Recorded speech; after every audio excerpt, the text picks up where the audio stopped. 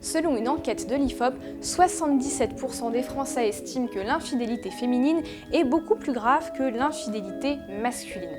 Eh bien, il faut croire que les gens n'ont pas beaucoup évolué depuis le XVIIe siècle, où le marquis de Montespan pensait déjà de cette manière.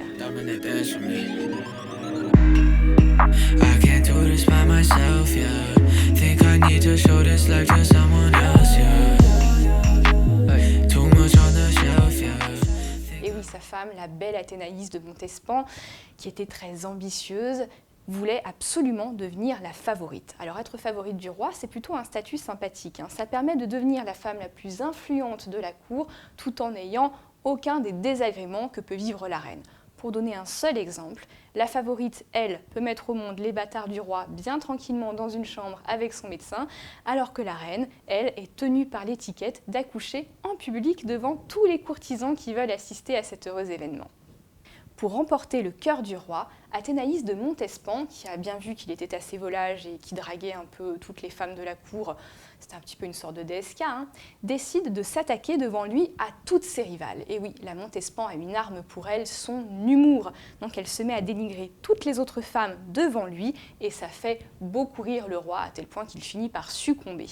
Et il va chasser de son cœur la pauvre Louise de la Vallière, sa favorite précédente, une jolie brune un peu douce et effacée, un petit peu aux antipodes de la Montespan, qui va décider de se retirer dans un couvent de carmélites, laissant ainsi toute la place à Athénaïs de Montespan, que l'on surnomme désormais la sultane reine. Ça donne le programme.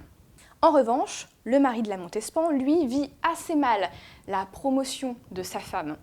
Donc, comme il ne peut pas s'attaquer au roi de manière frontale, bah oui, dans un régime absolutiste, s'attaquer au roi, c'est quand même risqué de finir à la Bastille, eh bien il va imaginer un plan diabolique pour se venger. Il va aller coucher avec toutes les prostituées les plus miteuses de Paris dans l'espoir d'attraper la syphilis, de la donner à sa femme et de la transmettre au roi. Malheureusement, son plan va échouer et il va se replier sur l'autodérision. Il va arriver dans la cour de Versailles dans un énorme carrosse surmonté de bois de serre qui symbolise sa condition d'homme bafoué. Bon, alors Louis XIV ne goûte pas précisément cet humour et décide de le renvoyer sur ses terres de Gascogne pour mieux jouir de sa femme, en quelque sorte.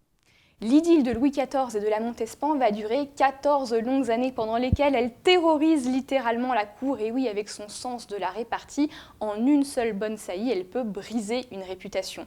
Mais même si ça faisait rire le roi, au bout d'un moment, lui aussi, ça l'a lassé. Et il faut dire que la belle Athénaïs avait un peu forci avec les années. Bon, aujourd'hui, 53% des Français considèrent que tromper son conjoint parce qu'il a grossi, c'est vraiment très mal. Mais Louis XIV n'avait pas ce genre de considération, il est tout simplement passé à la suivante, Madame de Maintenon, très austère comme femme, et elle était même la nourrice des bâtards de Louis XIV et de la Montespan. Alors évidemment, la Montespan est très triste de perdre son statut de favorite, mais bon, que peut-elle faire? Elle continue à mener une vie un peu vide et festive à Versailles, parce que c'est pour ça qu'elle a voulu être infidèle à son mari, pour devenir la reine de la nuit.